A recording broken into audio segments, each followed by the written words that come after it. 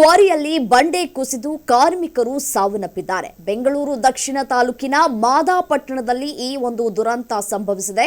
ಕಾವೇರಿ ಕ್ರಷರ್ನಲ್ಲಿ ದುರಂತವ ಅಂತ್ಯವನ್ನ ಕಂಡಿದ್ದಾರೆ 7 ಮಂದಿ ಕಾರ್ಮಿಕರು. ಬಿಹಾರ ಮೂಲದ ಕಾರ್ಮಿಕರು ಸ್ಥಳದಲ್ಲೇ ದಾರುಣವಾಗಿ ಅಂತ್ಯವನ್ನ ಕಂಡಿದ್ದಾರೆ. ಕೆಲಸ ಮಾಡ್ತಾ ಇದ್ದಾಗಲೇ ಕಾರ್ಮಿಕರ ಮೇಲೆ ಬಂಡೆ ಉರುಳಿ ಬಿದ್ದಿದೆ. ಇನ್ನು 5 ಕೂಲಿ ಕಾರ್ಮಿಕರಿಗೆ ಗಂಭೀರವಾಗಿ ಗಾಯವಾಗಿದೆ ಅನ್ನುವಂತಹ ಮಾಹಿತಿ ಲಭ್ಯವಾಗ್ತಾ ಇದೆ. ನೋಡಿ, ಬೆಂಗಳೂರಿನ ದಕ್ಷಿಣ ತಾಲೂಕಿನ ಮಾದಾಪಟ್ಟಣದ ಕಲ್ಲು ಕ್ವಾರಿಯಲ್ಲಿ ಭೀಕರವಾದಂತಹ ದುರಂತ ಸಂಭವಿಸಿದೆ. ಕಾರ್ಮಿಕರು ಕೆಳಗಡೆ ಕೆಲಸ ಮಾಡ್ತಾ ಇದ್ದಾರೆ ಅನ್ನುವಂತಹ ಅರಿವು ಇರಲಿಲ್ವಾ? ಏನು ಮಾಡ್ತಾ ಇದ್ರು ಸೂಪರ್ವೈಸರ್ಗಳು? ಹಾಗಾದ್ರೆ ಇಂಜಿನಿಯರ್ ಏನು ಮಾಡ್ತಾ ಇದ್ರು ಅಂತ ಹೇಳಿ ಕತ್ತೆ ಬೇಯಿಸ್ತಾ ಇದ್ರ ಇವರೆಲ್ಲರೂ ಕೂಡ ಅಂತ ಹೇಳಿ ಪ್ರಶ್ನೆ ಮೂಡೋದು ಸಹಜ.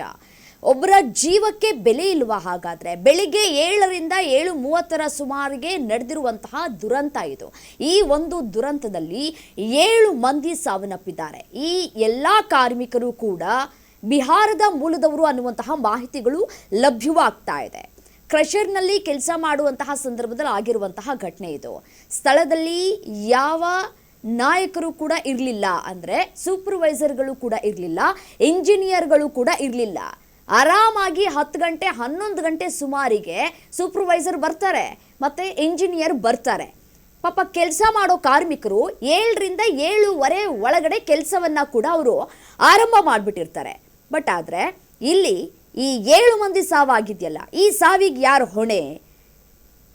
ಈ ಸಾವಿಗೆ ಯಾರು ಹೊಣೆ ಅಂತ ಹೇಳಿ ಈ 7 ಜನರ ಸಾವಾಗಿದೆ. ಸೊ ಇಲ್ಲಿವರೆಗೂ ಕೂಡ ಕ್ರಷರ್ನಲ್ಲಿ ಈ ಹಿಂದೆಯಿಂದಲೂ ಕೂಡ ಈ ರೀತಿಯಾದಂತಹ ಘಟನೆಗಳು ಆಗ್ತಾನೆ ಇರುವಂತಹ ಹಿನ್ನೆಲೆಯಲ್ಲಿ ಸರ್ಕಾರ ಮಾತ್ರ ಎಚ್ಚರಿಕೆ ತೆಗೆದುಕೊಳ್ಳುವಂತಹ ಕೆಲಸವನ್ನ ಕೂಡ ಮಾಡ್ಕೊಳ್ತಾ ಬರ್ತಾ ಇಲ್ಲ. ಸೊ ಕಾವೇರಿ ಕ್ರಷರ್ನಲ್ಲಿ ಕೆಲಸ ಮಾಡುವಂತಹ ಸಂದರ್ಭದಲ್ಲಿ ನಡೆದಿರುವಂತಹ ಘಟನೆ ಇದು. ಬೃಹತ್ ಬಂಡೆ ಕುಸಿದು ಬಿದ್ದ ಪರಿಣಾಮ 7 ಮಂದಿ ಸ್ಥಳದಲ್ಲೇ ಸಾವನ್ನಪ್ಪಿದ್ದಾರೆ.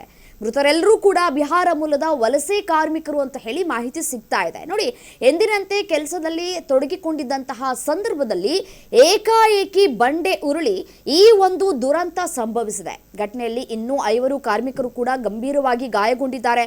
ಅವರೆಲ್ಲರನ್ನೂ ಕೂಡ ಆಸ್ಪತ್ರೆಗೆ ದಾಖಲು ಮಾಡಿ ಚಿಕಿತ್ಸೆಯನ್ನ ಕೂಡ ನೀಡಲಾಗ್ತಾ ಇದೆ. ದುರಂತದ ಮಾಹಿತಿ ತಿಳಿತಾ ಇದ್ದಂತೆ ಪೊಲೀಸರು ಮತ್ತೆ ಜಿಲ್ಲಾಡಳಿತದ ಅಧಿಕಾರಿಗಳು ಸ್ಥಳಕ್ಕೆ ಧಾವಿಸಿ ರಕ್ಷಣಾ ಕಾರ್ಯಾಚರಣೆಯನ್ನು ನಡೆಸಿದ್ದಾರೆ. ಸೊ ಬಂಡೆ ಕುಸಿತಕ್ಕೆ ನಿಖರ ಕಾರಣ ಏನು ಅನ್ನೋದು ತನಿಖೆ ಆದ ನಂತರ ಗೊತ್ತಾಗುತ್ತೆ. ಸದ್ಯಕ್ಕೆ ತನಿಖೆ ಮುಂದುವರಿತಾ ಹೋಗ್ತಾ ಇದೆ. ಅಲ್ಲ, ಬಂಡೆ ಬೀಳುವಂತಹ ಸಂದರ್ಭದಲ್ಲಿ ಕ್ರಷರ್ನವನು ಏನು ಮಾಡ್ತಾ ಇದ್ದ? 100 ಅಡಿ ಎತ್ತರದಿಂದ ಬಂಡೆ ಬಿದ್ದಿದೆ ಅನ್ನುವಂತಹ ಮಾಹಿತಿ ಸಿಗ್ತಾ ಇದೆ. ಕ್ರಷರ್ನವ್ರಿಗೆ ಈ ಮಾಹಿತಿ ಇರಲಿಲ್ವಾ? JCB ಬಳಕೆ ಮಾಡ್ಕೊಂಡ್ರಲ್ಲ, ಆ ಸಂದರ್ಭದಲ್ಲಿ ಕೆಳಗಡೆ ಯಾರಿದ್ದಾರೆ ಯಾರಿಲ್ಲ ಅನ್ನೋದು ಅರಿವಿಗೆ ಬಂದಿರಲಿಲ್ವಾ? 100 ಅಡಿಯಿಂದ ಬಂಡೆ ಬಿದ್ದಂತಹ ಸಂದರ್ಭದಲ್ಲಿ ಯೋಚನೆ ಮಾಡಿ, ಯಾವ ರೀತಿಯಾಗಿ ಆ ದೇಹಗಳೆಲ್ಲವೂ ಕೂಡ ಛಿದ್ರವಾಗಿರುತ್ತೆ. ಕಣ್ಣು, ಕಿವಿ, ಮೂಗು, ಬಾಯಿ ಎಲ್ಲವೂ ಕೂಡ ಓಪನ್ ಆಗಿದೆ. ಇದಕ್ಕೆ ಯಾರು ಹೊಣೆ? ಈ 7 ಜನರ ಸಾವಿಗೆ ಯಾರು ಹೊಣೆ? ಸರ್ಕಾರ ಮಾತ್ರ ಯಾವುದೇ ರೀತಿಯಾದಂತಹ ಕ್ರಮವನ್ನು ತೆಗೆದುಕೊಳ್ಳೋದಿಲ್ಲ. ಈ ಹಿಂದೆ SP ಸೋಮಶೇಖರ್ ಅವರು ಸಾಕಷ್ಟು ಬಾರಿ ಮನವಿ ಮಾಡಿಕೊಂಡಿದ್ದಾರೆ, ಹೋರಾಟಗಳನ್ನು ಕೂಡ ಮಾಡ್ಕೊಳ್ತಾ ಬಂದಿದ್ದಾರೆ. ಕ್ರಷರ್ಗಳನ್ನು ಈ ರೀತಿಯಾಗಿ ದುರ್ಬಳಕೆ ಮಾಡಿಕೊಳ್ಳಲಾಗ್ತಾ ಇದೆ, ಮೈನಿಂಗ್ ಮಾಡಲಾಗ್ತಾ ಇದೆ. ಇದಕ್ಕೆ ಯಾವುದೇ ಸರ್ಕಾರ ಬಂದರೂ ಕೂಡ ಮುನ್ನೆಚ್ಚರಿಕಾ ಕ್ರಮವನ್ನು ಕೂಡ ತೆಗೆದುಕೊಳ್ಳುವುದಿಲ್ಲ. ಪ್ರತಿ ಬಾರಿಯೂ ಕೂಡ ಸಾವನ್ನಾದಂತಹ ಸಂದರ್ಭದಲ್ಲಿ ಮುನ್ನೆಚ್ಚರಿಕಾ ಕ್ರಮವನ್ನು ತೆಗೆದುಕೊಳ್ತೀವಿ, ಅವ್ರ ಮೇಲೆ ಕ್ರಮ ತೆಗೆದುಕೊಳ್ತೀವಿ, ಇವ್ರ ಮೇಲೆ ಕ್ರಮ ತೆಗೆದುಕೊಳ್ತೀವಿ ಅಂತ ಹೇಳ್ತಾರೆ. ಬಟ್ ಆದರೆ ಯಾರ ಮೇಲೂ ಕೂಡ FIR ಸರಿಯಾಗಿ ದಾಖಲು ಮಾಡೋದಿಲ್ಲ, ಅವರಿಗೆ ಸರಿಯಾದ ಶಿಕ್ಷೆಯನ್ನು ಕೂಡ ನೀಡೋದಿಲ್ಲ. ಅಟ್ಲೀಸ್ಟ್ ಈ ರೀತಿಯಾದಂತಹ ಘಟನೆ ನಡೆದಂತಹ ಸಂದರ್ಭದಲ್ಲಿ ಯಾಕೆ ಈ ರೀತಿ ಆಯಿತು? ಮುನ್ನೆಚ್ಚರಿಕಾ ಕ್ರಮವನ್ನು ಯಾಕೆ ತೆಗೆದುಕೊಳ್ಳಲಿಲ್ಲ? ಅಲ್ಲಿ ಯಾಕೆ ಸೂಪರ್ವೈಸರ್ಗಳು ಇರಲಿಲ್ಲ? ಏನು ಸತ್ತೋಗ್ಬಿಟ್ಟಿದ್ರ ಸೂಪರ್ವೈಸರ್ಗಳೆಲ್ಲರೂ ಕೂಡ? ಈ ರೀತಿಯಾದಂತಹ ಪ್ರಶ್ನೆ ಮೂಡೋದು ಸಹಜ. ಇಂಜಿನಿಯರ್ ಏನು ಮಾಡ್ತಾ ಇದ್ದ? ಆರಾಮಾಗಿ ಮನೇಲಿ AC ರೂಮಲ್ಲಿ ಮಲ್ಕೊಂಡಿರ್ತಾರೆ. ಪಾಪ ಕಾರ್ಮಿಕರು ಕೆಲಸ ಮಾಡ್ತಾ ಇರ್ತಾರೆ. 7:15ರಿಂದ ಕೆಲಸ ಆರಂಭ ಮಾಡ್ತಾರೆ. ಅಟ್ಲೀಸ್ಟ್ ಸ್ಥಳದಲ್ಲಿ ಯಾವೊಬ್ಬನಾದರೂ ಸೂಪರ್ವೈಸರ್ ಏನಾದರೂ ಇದ್ರ? ಈ ರೀತಿಯಾದಂತಹ ಘಟನೆ ನಡೆದಾಗ ಸೊ ಯಾವ ರೀತಿಯಾದಂತಹ ಕ್ರಮವನ್ನು ತೆಗೆದುಕೊಳ್ಬೇಕಾಗಿತ್ತು? 100 ಅಡಿ ಎತ್ತರದಿಂದ JCB ಕೆಲಸ ಮಾಡ್ತಾ ಇದೆ ಅಂತಂದಾಗ ಕೆಳಗಡೆ ಯಾರಿದ್ದಾರೆ ಯಾರು ಇರೋದಿಲ್ಲ, ಆತನಿಗೇನೋ ಗೊತ್ತಿರೋದಿಲ್ಲ. ಬಟ್ ಆದರೆ ಕೆಲಸ ಹೇಗಾಗ್ತಾ ಇದೆ, ಇಲ್ಲಿ ಕೆಳಗಡೆ ಜನ ಇದ್ದಾರಾ ಇಲ್ವಾ, ಕಾರ್ಮಿಕರು ಇದ್ದಾರಾ ಇಲ್ವಾ ಅಂತ ಹೇಳಿ ಮುಂಜಾಗ್ರತಾ ಕ್ರಮವನ್ನು ತೆಗೆದುಕೊಳ್ಬೇಕು. ಆದರೆ ಇಲ್ಲಿ ಯಾವುದೇ ರೀತಿಯಾದಂತಹ ಮುಂಜಾಗ್ರತಾ ಕ್ರಮವನ್ನು ತೆಗೆದುಕೊಂಡಂತೆ ಕಾಣ ಸಿಗ್ತಾ ಇಲ್ಲ. ಮೇಲ್ನೋಟಕ್ಕೆ ಎಲ್ಲವೂ ಕೂಡ ಕಾರ್ಮಿಕರನ್ನ ಬಲಿ ತೆಗೆದುಕೊಳ್ಳುವಂತಹ ಕೆಲಸ ಆಗಿದೆ ಅನ್ನೋದು ಕಾಣಸಿಗ್ತಾ ಇದೆ. ಏನು ಇದೇ ವಿಚಾರಕ್ಕೆ ಸಂಬಂಧಪಟ್ಟಂತೆ ಮತ್ತಷ್ಟು ಡೀಟೇಲ್ಸ್ ಕೊಡ್ತಾ ಹೋಗ್ತಾರೆ ನಮ್ಮ ಪ್ರತಿನಿಧಿ ಹಬೀಬ್ ದಂಡಿ ದೂರವಾಣಿ ಸಂಪರ್ಕದಲ್ಲಿದ್ದಾರೆ. ಹಬೀಬ್, ಈಗಾಗಲೇ ಈ ಕ್ರಷರ್ ದುರಂತದಿಂದಾಗಿ 7 ಮಂದಿ ಕಾರ್ಮಿಕರು ಸಾವನ್ನಪ್ಪಿದ್ದಾರೆ. ಮತ್ತಷ್ಟು ಸಾವು ನೋವುಗಳು ಸಂಭವಿಸುವಂತಹ ಸಾಧ್ಯತೆ ಇದೆಯಾ? ಸದ್ಯಕ್ಕೆ ಏನಾಗ್ತಾ ಇದೆ ಸ್ಥಳದಲ್ಲಿ, ಡೀಟೇಲ್ಸ್ ಕೊಡ್ತಾ ಹೋಗೋದಾದ್ರೆ? ಒಂದು ಇವತ್ತು ಬೆಂಗಳೂರಿನ ಹೊರವಲಯದಲ್ಲಿ ಜರುಗಿರತಕ್ಕಂಥದ್ದು ನೋಡಿ. ಬೆಂಗಳೂರಿನ ಸುತ್ತಮುತ್ತಲೇ ಇರತಕ್ಕಂಥ ಈ ಏನು ಮಾಗಡಿ ರಸ್ತೆ ಇದೆ ಮತ್ತು ಕನಕಪುರದಿಂದ ಹಿಡಿದು ರಾಮನಗರ, ಮಾಗಡಿ ಮತ್ತು ಚನ್ನಪಟ್ಟಣ ಈ ಏರಿಯಾಗಳಲ್ಲಿ ಸಾಕಷ್ಟು, ತಾವರೆಕೆರೆ ಈ ಏರಿಯಾಗಳಲ್ಲಿ ಸಾಕಷ್ಟು ಕ್ವಾರಿಗಳ ಬಿಸ್ನೆಸ್ ನಡೀತಾ ಇರ್ತಕ್ಕಂಥದ್ದು. ಅಲ್ಲಿರ್ತಕ್ಕಂಥ ಕಲ್ಲು ಗುಡ್ಡಗಳನ್ನ, ಬೆಟ್ಟಗಳನ್ನ ಕಡಿದು ಬೆಂಗಳೂರು ಮಹಾನಗರದ ಒಂದು ದೊಡ್ಡ ಆನೆ ಅಂತ ಹೊಟ್ಟೆಗೆ ಅದು ಹಾಕ್ತಾ ಇರ್ತಕ್ಕಂಥ ನಡೀತಾ ಇದೆ. ಆದ್ರೆ ಇರ್ತಕ್ಕಂಥ ಸಾವಿರಾರು ಕ್ವಾರಿಗಳಲ್ಲಿ ಹಲವಾರು ಅನಧಿಕೃತ ಅಕ್ರಮ ಕ್ವಾರಿಗಳು ಕೂಡ ಇರ್ತಕ್ಕಂಥದ್ದು. ಒಂದು ಕ್ವಾರಿಗೆ ಲೈಸೆನ್ಸ್ ಪಡ್ಕೊಂಡ್ಬಿಟ್ಟು 4-5 ಕ್ವಾರಿಗಳನ್ನ ನಡೆಸ್ತಾ ಇರ್ತಕ್ಕಂಥ ವ್ಯವಸ್ಥೆ ಕೂಡ ಇಲ್ಲಿ ಜಾರಿಯಲ್ಲಿದೆ. ಅಧಿಕಾರಿಗಳು ಕಣ್ಮುಚ್ಕೊಳ್ತಿದ್ದಾರೆ, ಸರ್ಕಾರ ಕಣ್ಮುಚ್ಕೊಂಡ್ಕೊಳ್ತಿದೆ. ಅಂತಹ ಒಂದು ಸರ್ಕಾರ ಮತ್ತು ಅಧಿಕಾರಿಗಳ ನಿರ್ಲಕ್ಷ್ಯಕ್ಕೆ ಇವತ್ತು 7 ಜನ ತಮ್ಮ ಜೀವವನ್ನ ತೆತ್ತಿರ್ತಕ್ಕಂಥದ್ದು. ಸದ್ಯಕ್ಕೆ ಕೇವಲ 7 ಅನ್ನುವಂಥದ್ದು ಈಗ ಸಿಕ್ಕಿರ್ತಕ್ಕಂಥದ್ದು. 7 ಜನರ ಶವಗಳನ್ನು ಕೂಡ ಈಗ ಹೊರಗಡೆ ತೆಗೆಯಲಾಗಿದೆ. ಇನ್ನಷ್ಟು ಸಾವು ನೋವುಗಳಾಗುವಂತಹ ಎಲ್ಲ ಸಾಧ್ಯತೆಗಳು ಕೂಡ ನಿರೀಕ್ಷೆ ಮಾಡಲಾಗಿದೆ. ಅಲ್ಲಿ ಹೋಗಿರ್ತಕ್ಕಂಥ ರೆಸ್ಕ್ಯೂ ಫೋರ್ಸ್ ಏನಿದೆ, ಇನ್ನಷ್ಟು ಜನ ಆ ಕಲ್ಲು ಕ್ವಾರಿಗಳ ನಡುವೆ ಸಿಕ್ಕಾಕೊಂಡಿರ್ಬಹುದಾ ಅನ್ನುವಂಥ ನಿಟ್ಟಿನಲ್ಲಿ ಹುಡುಕಾಟವನ್ನ ನಡೆಸ್ತಾ ಇದ್ದಾರೆ. ಈಗಾಗಲೇ ಸ್ಥಳಕ್ಕೆ ಹಲವಾರು ಆಂಬ್ಯುಲೆನ್ಸ್ಗಳು ಮತ್ತು ಜೆಸಿಬಿಗಳು ಕೂಡ ಬಂದಿರತಕ್ಕಂಥದ್ದು. ಯಾಕಂದ್ರೆ ಆ ಕಾರ್ಮಿಕರ ಮೇಲೆ ದೊಡ್ಡ ಕಲ್ಲು ಬಂಡೆಗಳ ಬಿದ್ದಿರೋದ್ರಿಂದ ಅದನ್ನ ಬದಿಗೆ ಸರಿಸಲಿಕ್ಕೆ ಜೆಸಿಬಿಗಳೇ ಬೇಕಾಗುತ್ತೆ, ಮನುಷ್ಯರ ಕೈಲಿ ಆಗೋದಿಲ್ಲ. ಹಾಗಾಗಿ ಅಲ್ಲಿಗೆ ಜೆಸಿಬಿಗಳು ಕೂಡ ಬಂದಿದ್ದಾವೆ. ಸಾಕಷ್ಟು ಜನ ಜಮಾಯಿಸಿದ್ದಾರೆ.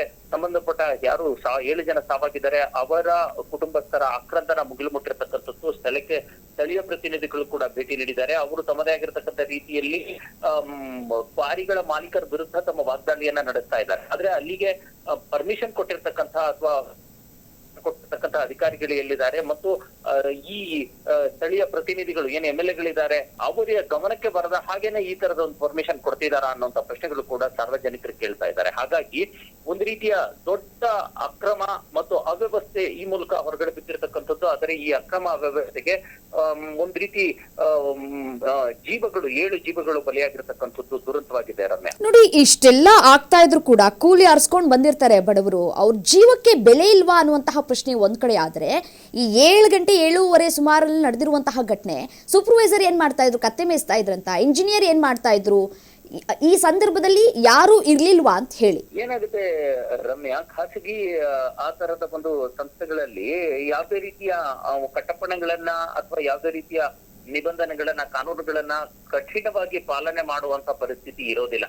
ಯಾಕಂದ್ರೆ ಇರತಕ್ಕಂಥದ್ದೇ ಕ್ವಾರಿಗಳದು, ಸರ್ಕಾರಿ ಕ್ವಾರಿಗಳಲ್ಲ. ಸರ್ಕಾರಿ ಕ್ವಾರಿಗಳಿದ್ರೆ ಅದಕ್ಕೊಂದು ವ್ಯವಸ್ಥೆ ಇರುತ್ತೆ, ಅದಕ್ಕೊಂದು ರೀತಿ ನೀತಿಗಳಿರ್ತವೆ, ಸಂಬಂಧಪಟ್ಟ ಇಲಾಖಾ ಅಧಿಕಾರಿಗಳಿರ್ತಾರೆ. ಖಾಸಗಿ ಕ್ವಾರಿಗಳಾಗಿರೋದ್ರಿಂದ ಅವ್ರು ಮಾಡ್ಕೊಂಡಿದ್ದೆ ನಿಯಮ, ಅವ್ರು ಮಾಡ್ಕೊಂಡಿದ್ದೆ ಕಾನೂನು. ಹಂಗಾಗ್ಬಿಟ್ಟು ಅಲ್ಲಿ ಸೂಪರ್ವೈಸರ್ಗಳು ಇರ್ಲಿಲ್ಲ ಅಥವಾ ಕೆಳಗಡೆ ಕೆಲಸ ಮಾಡುವಾಗ ಮೇಲ್ಗಡೆಯಿಂದ JCB-ಯಿಂದ ಕಲ್ಬಂಡೆಗಳನ್ನ ದಬ್ತಾರೆ, ದೂಡ್ತಾರೆ ಅವ್ರ ಮೇಲೆ ಅಂತಂದ್ರೆ ಇದು ಎಂತ ಪರಿಸ್ಥಿತಿ ಅನ್ನುವಂಥದ್ದು. ಅಟ್ಲೀಸ್ಟ್ ಕೆಳಗಡೆ ಜೀವಗಳಿದಾವೆ ಅನ್ನುವಂತ ಕಪ್ಪಡಕ್ಕೂ ತೆಗೆದುಕೊಳ್ಳದೆ ಈ ತರದ ಕೆಲಸ ನಡೀತಾ ಇದೆ.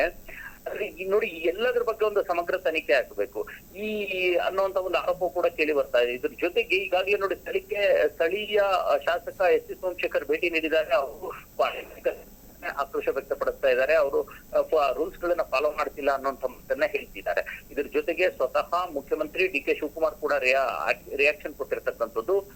ಅವರು ಹೇಳ್ತಾರೆ ಕಾನೂನುಗಳನ್ನ ಫಾಲೋ ಮಾಡ್ಬೇಕು, ಯಾರು ಅದು ಮಾಡೋದಿಲ್ಲ ಅವ್ರ ವಿರುದ್ಧ ನಾವು ಕ್ರಮ ತೆಗೆದುಕೊಳ್ತೀವಿ ಅನ್ನುವಂತ ಮಾತನ್ನ ಹೇಳ್ತಿದ್ದಾರೆ. ಇವೆಲ್ಲ ಈಗ ಆಡುವಂತ ಮಾತು ಬಹಳ ಪ್ರಮುಖ. ಮತ್ತು ನಾವು ಈ ಹೊತ್ತಿಗೆ ನಮಗೆ ಆಗ್ಬೇಕಾಗಿರ್ತಕ್ಕಂಥದ್ದು ಏನು ಅಂದ್ರೆ ರಮ್ಯ, 7 ಜನ ಯಾರು ಅಮಾಯಕರ ಸತ್ತಿದ್ದಾರೆ, ಕೂಲಿಕಾರರ ಸತ್ತಿದ್ದಾರೆ, ಬಡವರ ಸತ್ತಿದ್ದಾರೆ, ನಿರ್ಗತಿಕರ ಸತ್ತಿದ್ದಾರೆ. ಅವರಿಗೆ ಒಂದೇ ₹1 ಪರಿಹಾರ ಘೋಷಣೆಯನ್ನು ಕೂಡ ಇಲ್ಲಿವರೆಗೂ ಈ ಕ್ಷಣದವರೆಗೂ ಆಗಿಲ್ಲ. ಆ ಕ್ವಾರಿ ಮಾಲೀಕ ಆಗಿರ್ಲಿ ಅಥವಾ ಸರ್ಕಾರದ ಕಡೆಯಿಂದ ಆಗಿರ್ಲಿ, ಸಂಬಂಧಪಟ್ಟ ಇಲಾಖೆ ಆಗಿರ್ಲಿ, ಅಥವಾ ಆ ಪ್ರದೇಶವನ್ನ ಪ್ರತಿನಿಧಿಸುವಂತಹ ಸ್ಥಳೀಯ ಶಾಸಕ ಭೇಟಿ ನೀಡಿದ್ರು ಕೂಡ ಅವರಾಗ್ಲಿ ಎಷ್ಟು ರೀತಿಯ ಪರಿಹಾರವನ್ನ ಘೋಷಣೆ ಮಾಡಿಲ್ಲ. ಮಾಡಬಹುದು, ಆದ್ರೆ ಈ ಹೊತ್ತಿಗೂ ಮಾಡಿಲ್ವಲ್ಲ ಅನ್ನುವಂತ ಒಂದು ರೀತಿಯ ನಿರಾಶೆ, ಸರ್ಕಾರದ ವಿರುದ್ಧ ನೋವು ಎಲ್ಲವೂ ಕೂಡ ಆಕ್ರೋಶವಾಗಿ ಕಣ್ಣೀರಾಗಿ ಅಲ್ಲಿನ ಅವರ ಸಂಬಂಧಿಕರಲ್ಲೇ ಹೊರಬರ್ತಾ ಇದೆ. ಇದೆಲ್ಲವೂ ಕೂಡ ಕೊಲೆ ಅನ್ನೋದು ನಾವು ಸಾಬೀತುಪಡಿಸಬೇಕು ಅಂತ ಕಾಣಿಸ್ತಾ ಇದೆ. ಯಾಕೆಂದ್ರೆ ಬಡವರ ಜೀವಕ್ಕೆ ಇಲ್ಲಿ ಬೆಲೆ ಇಲ್ಲ. ಇಷ್ಟೆಲ್ಲ ಅಕ್ರಮವಾಗಿ ಕ್ವಾರಿ ನಡೀತಾ ಇದ್ರು ಕೂಡ ಗಣಿ ಮತ್ತು ಭೂವಿಜ್ಞಾನದ ಇಲಾಖೆಯ ಅಧಿಕಾರಿಗಳು ಏನು ಮಾಡ್ತಾ ಇದ್ದಾರೆ, ಇದರ ಜೊತೆಗೆ ಇವರ ವಿರುದ್ಧ ತಕ್ಷಣವೇ ಕ್ರಮ ತೆಗೆದುಕೊಳ್ಳುವಂತಹ ಕೆಲಸಗಳು ಕೂಡ ಆಗ್ಬೇಕಾಗಿದೆ ಅಲ್ವಾ? ಆಗುತ್ತೆ, ನೋ ಡೌಟ್. ಈಗ ಅಧಿಕಾರಿಗಳು ಬರೀ ಹಣ ಹೊಡೆಯಕ್ಕೆ, ಡೂಪ್ಲಿಕೇಟ್ ಲೈಸೆನ್ಸ್ ಗಳನ್ನ ಕೊಡೋದಕ್ಕೆ, ಅಥವಾ ಅಕ್ರಮ ಲೈಸೆನ್ಸ್ ಗಳನ್ನ ಕೊಡೋದಕ್ಕೆ, ಅಥವಾ ನಾನು ಹೇಳಿದಾಗ ಒಂದು ಲೈಸೆನ್ಸ್ ತೆಗೆದುಕೊಂಡು ನಾಲ್ಕು ಕ್ವಾರಿಗಳನ್ನ ನಡೆಸುವಂತದಕ್ಕೆ ಏನೆಲ್ಲ ಅವ್ಯವಸ್ಥೆ ಆಗಬೇಕು ಅಥವಾ ಅಕ್ರಮ ಆಗಬೇಕು ಅದೆಲ್ಲವಕ್ಕೂ ಕೂಡ ಈ ಅಧಿಕಾರಿಗಳ ಸಾಥ್ ನೀಡಿರ್ತಕ್ಕಂಥದ್ದು ಸಾಕಷ್ಟು ಬಾರಿ ಸಾಬೀತಾಗಿದೆ. ಈ ಬಾರಿಯೂ ಕೂಡ ಅದು ಸಾಬೀತಾಗುತ್ತೆ. ಈ ಕುರಿತಂತೆ ತನಿಖೆ ಮಾಡ್ತೀವಿ ಅಂತ ಹೇಳಿ ಈಗ ಶಾಸಕ ಎಸ್ ಟಿ ಸೋಮಶೇಖರ್ ಕೂಡ ಹೇಳಿರೋದ್ರಿಂದ ನೋಡಿ ಹಬೀಬ್, ಪರವಾನಗಿಯನ್ನ ತೆಗೆದುಕೊಂಡೇ ಮಾಡ್ತಾ ಇದ್ದಾರೆ ಅಂತ ಕೂಡ ಹೇಳಲಾಗ್ತಾ ಇದೆ. ಸೊ ಪರವಾನಗಿಯನ್ನ ತಕ್ಷಣವೇ ರದ್ದುಗೊಳಿಸೋದ್ರ ಬಗ್ಗೆ ಸರ್ಕಾರದಿಂದ ಏನಾದ್ರೂ ಆದೇಶ ಹೊರಬೀಳುವಂತಹ ಸಾಧ್ಯತೆ ಇದೆಯಾ? ಖಂಡಿತ. ಈ ಕ್ಷಣಕ್ಕೆ ಇವತ್ತಿಗೆ ಅದು ಅಲ್ಲಿ ಕೆಲಸ ನಿಲ್ಲಿಸುವಂತಹ ಎಲ್ಲ ಆದೇಶಗಳನ್ನು ಕೂಡ ಇನ್ನೇನು ಕೆಲವೇ ಕ್ಷಣಗಳಲ್ಲಿ ಅದು ಬರುತ್ತೆ. ಯಾಕಂದ್ರೆ ಆ ವಿಚಾರ ಅಷ್ಟೇ ಅಲ್ಲ, ಇವರು ಅನಧಿಕೃತವಾಗಿ ಏನಾದ್ರು ಪರ್ಮಿಷನ್ ಇದ್ದಾರೆ, ಅಧಿಕೃತವಾಗಿ ತೆಗೆದುಕೊಂಡಿದ್ರೆ ಅವ್ರು. ರೈಟ್, ಥ್ಯಾಂಕ್ ಯು ಡೀಟೇಲ್ಸ್ಗೆ ಹ್ಯಾಪಿ. ನೋಡಿ, ಬಿಹಾರ ಮೂಲದ ಕಾರ್ಮಿಕರು ಎಲ್ಲೋ ಇದ್ಕೊಂಡು ಇನ್ನೆಲ್ಲೋ ಬಂದು ಜೀವನವನ್ನ ನಡೆಸಬೇಕು ಅಂತ ಹೇಳಿ ಕೂಲಿ ಕೆಲಸವನ್ನ ಹರಿಸ್ಕೊಂಡು ಬಂದಿರ್ತಾರೆ. ದಿನಕ್ಕೆ 100ರಿಂದ 200 ರೂಪಾಯಿ ಅಬ್ಬಬ್ಬಾ ಅಂದ್ರೂ ಸಿಗುತ್ತೆ ಅವರಿಗೆ. ಸೊ ಎಷ್ಟು ರಿಸ್ಕಿ ಕೆಲಸಗಳನ್ನ ಮಾಡ್ತಾ ಇರ್ತಾರೆ. ಅವರ ಜೀವಕ್ಕೆ ಮುಂಜಾಗ್ರತಾ ಕ್ರಮವನ್ನ ಯಾಕೆ ತೆಗೆದುಕೊಳ್ಳೋದಿಲ್ಲ ಅಂತ ಹೇಳಿ, ಕ್ವಾರಿಯನ್ನ ಮಾಡಿಸುವಂಥದ್ದು, ಕ್ವಾರಿ ಕೆಲಸಗಳನ್ನು ಮಾಡುವಂತಹ ಸಂದರ್ಭದಲ್ಲಿ 100 ಅಡಿ ಎತ್ತರದಿಂದ ಕಲ್ಲು ಬೀಳ್ತಾ ಇದೆ ಅಂತಂದಾಗ ಮುಂಜಾಗ್ರತಾ ಕ್ರಮವನ್ನು ಇವುಗಳು ಯಾಕೆ ತೆಗೆದುಕೊಳ್ಳೋದಿಲ್ಲ? ಸೊ ಬಡವರ ರಕ್ತ ಹರಿಸ್ಕೊಂಡು ಇವರು ಹಣ ಸಂಪಾದನೆ ಮಾಡ್ತಾರೆ. ಸೊ ಲೈಸೆನ್ಸನ್ನು ತೆಗೆದುಕೊಳ್ತೀವಿ ಅಂತ ಹೇಳ್ತಾರೆ. ಲೈಸೆನ್ಸ್ ಕೊಟ್ಟಿರೋದು 10ರಿಂದ 12% ಆದರೆ ಇವರು 90% ಏನು ಮಾಡ್ತಾ ಇದ್ದಾರೆ, ಅಕ್ರಮವಾಗಿ ನಡೆಸುವಂತಹ ಕೆಲಸವನ್ನು ಮಾಡ್ಕೊಳ್ತಾ ಬರ್ತಾ ಇದ್ದಾರೆ. ಈ ಅಕ್ರಮವಾಗಿ ನಡೀತಾ ಇರುವಂತಹ ಕೆಲಸಕ್ಕೆ ಬ್ರೇಕ್ ಹಾಕುವಂತಹ ಕೆಲಸಗಳು ಯಾಕೆ ಆಗೋದಿಲ್ಲ ಅಂತ ಹೇಳಿ ಸಾಕಷ್ಟು ಹೋರಾಟಗಳು ಕೂಡ ಆಗಿದೆ. ಎಷ್ಟೇ ಹೋರಾಟಗಳು ಕೂಡ ಆದರೂ ಕೂಡ ಮುಂಜಾಗ್ರತಾ ಕ್ರಮವನ್ನು ತೆಗೆದುಕೊಳ್ಳೋದಿಲ್ಲ. ಸೊ ಇನ್ನು ಮುಂದೆಯಾದರೂ ಸರ್ಕಾರ ಮುಂಜಾಗ್ರತಾ ಕ್ರಮವನ್ನು ತೆಗೆದುಕೊಳ್ಳುತ್ತಾ ಈಗ ಸತ್ತವರ ಪಾಲಿಗೆ ಏನು ಪರಿಹಾರವನ್ನು ಕೊಡ್ತಾರೆ ಅಂತ ಹೇಳಿ